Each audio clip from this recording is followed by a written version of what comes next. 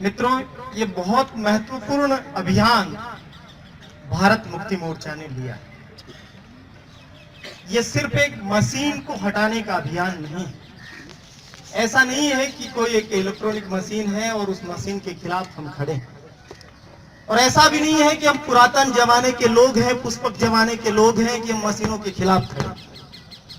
क्योंकि जब ये बात कही जाती है तो वो ये कहना चाहते हैं और वो ये दिखाना चाहते हैं कि देखो आज भी इनकी बुद्धि देखिए, कितने पुरागामी लोग हैं, कितने पीछे की तरफ जाना चाहते हैं। पूरा विश्व तो आगे चला गया टेक्नोलॉजी में, और ये लोग अभी भी वापस बैलेट पेपर से चुनाव कराना चाहते हैं।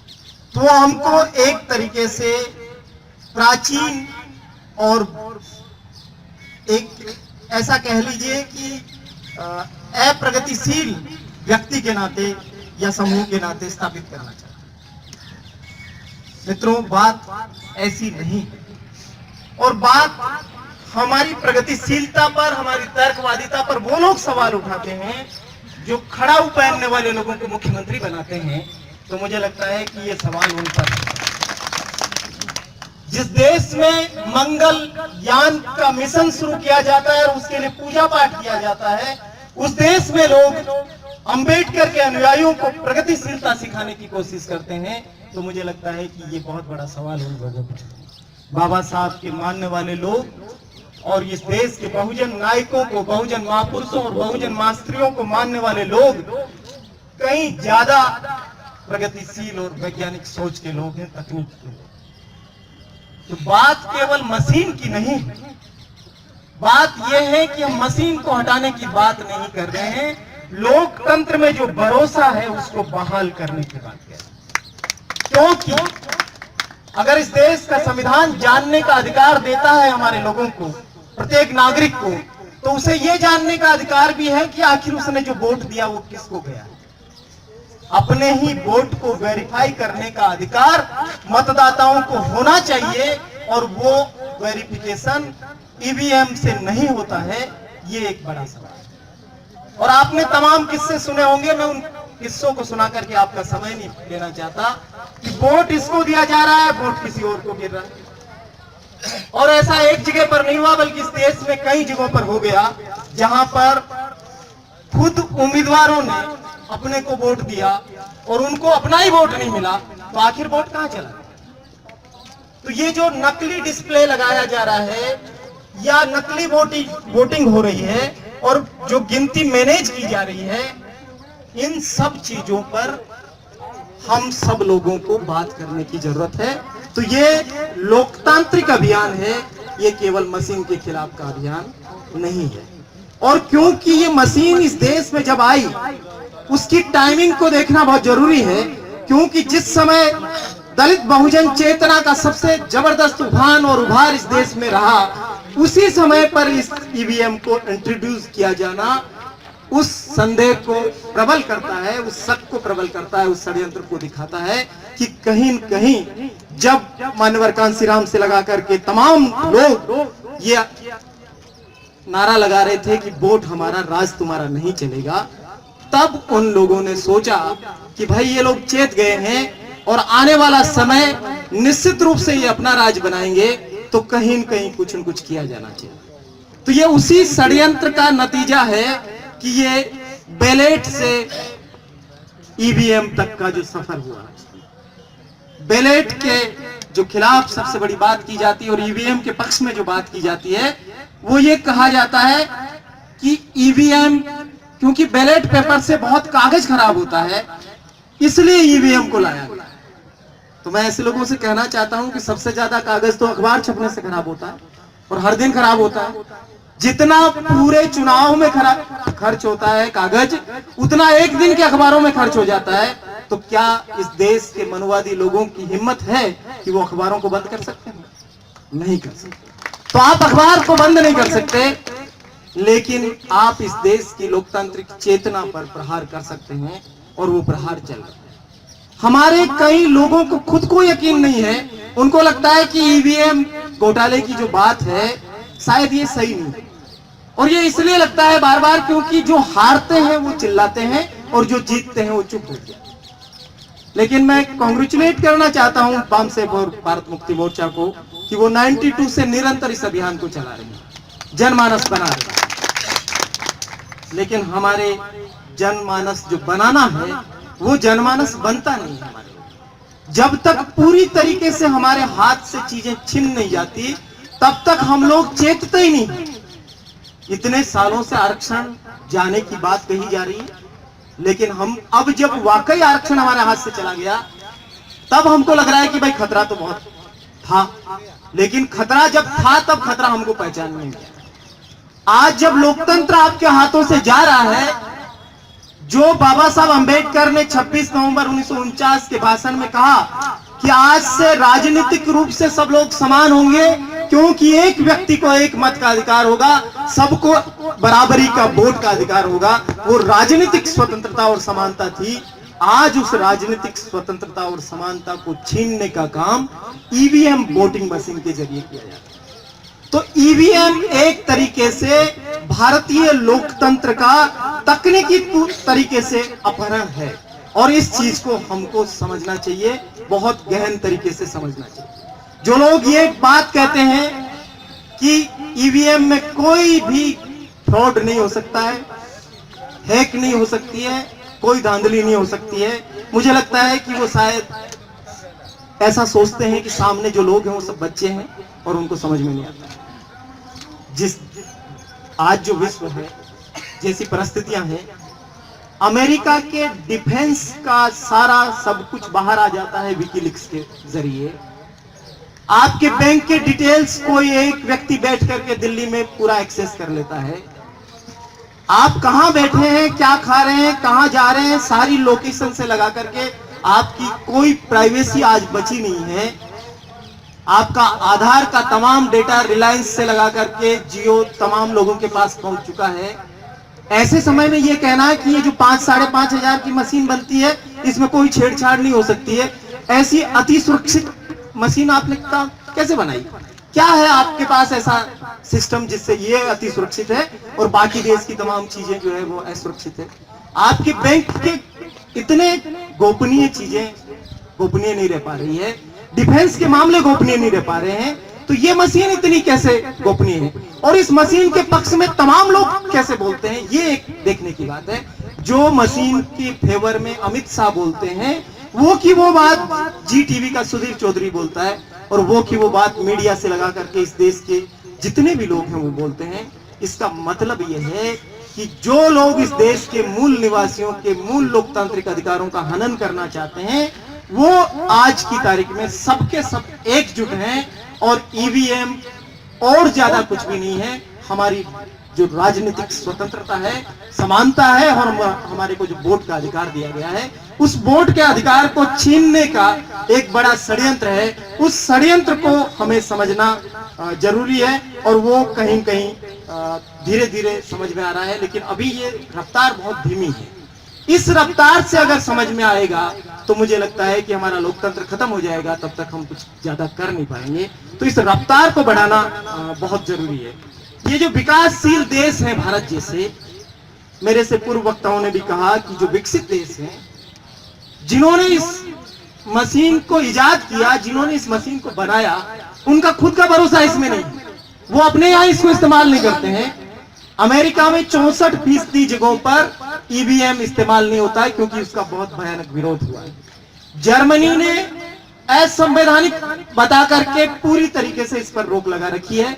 आयरलैंड ने कचरादान में फेंक दिया ईवीएम मशीन को, लेकिन कूड़े में फेंकी हुई चीज को हम भारतीयों ने उठा लिया, क्योंकि हमको लगा कि ये जो मूल निवासी लोग हैं ये अधिकार मांग रहे हैं और ये राज सत्ता की तरफ बढ़ रहे हैं। इसको अगर रोकना है तो ये तरीका सबसे बढ़िया है, क्योंकि आज आपको कोई भी और तरीके से वो नहीं रोक सकते हैं, लेकिन तकनीक के तरीके से रोकने का जो उनका षड्यंत्र है वो हम सब लोगों को समझ में ही नहीं आया।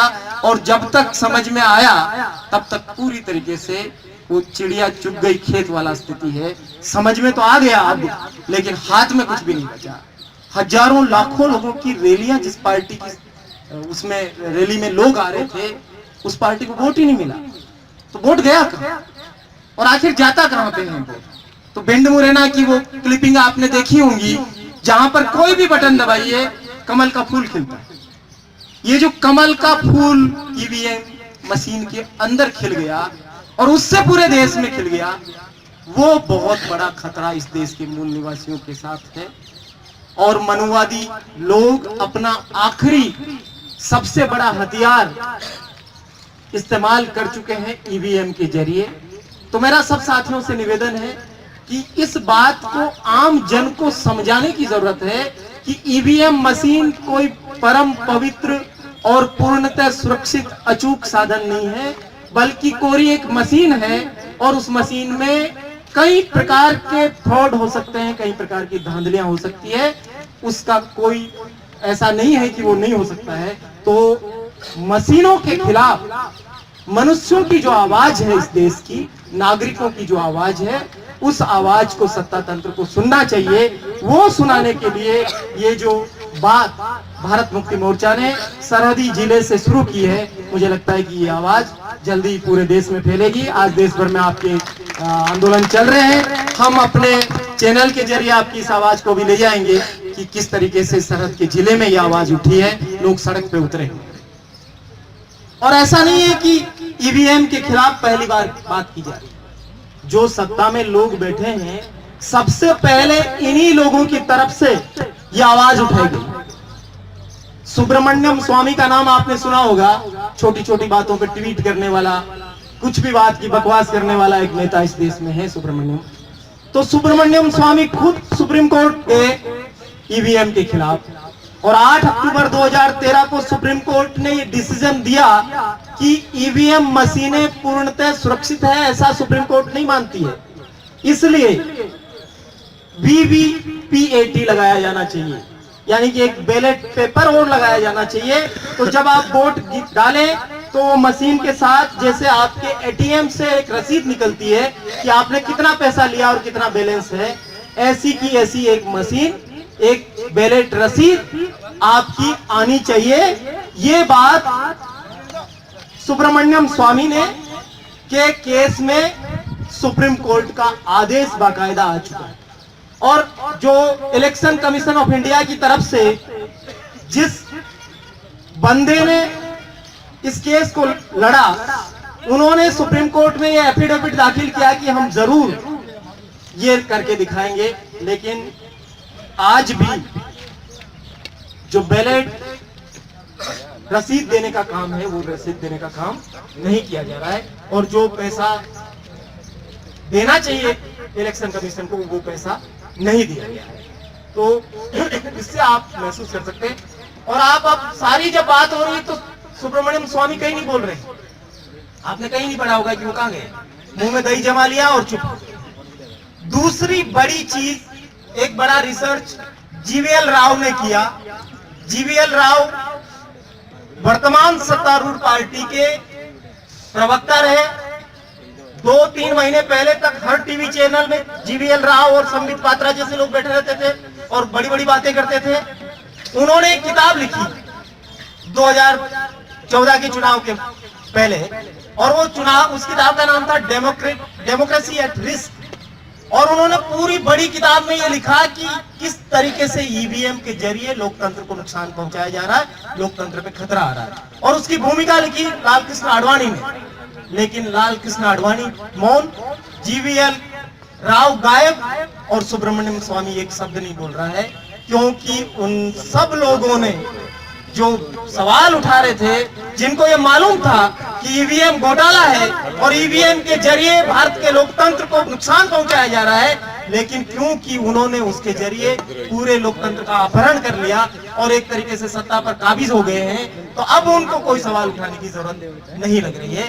तो मित्रों, ये षड्यंत्र छोटा मोटा षड्यंत्र नहीं है, ये एक बड़ा षड्यंत्र है। और इस बड़े षड्यंत्र के खिलाफ जब तक हमारे लोग उठ करके बोलेंगे नहीं, जब तक निष्पक्ष चुनाव के लिए कागज के वोट की वापसी की बात आप नहीं उठाएंगे, तब तक लोकतंत्र रिस्क पर रहेगा, लोकतंत्र खतरे पर रहेगा।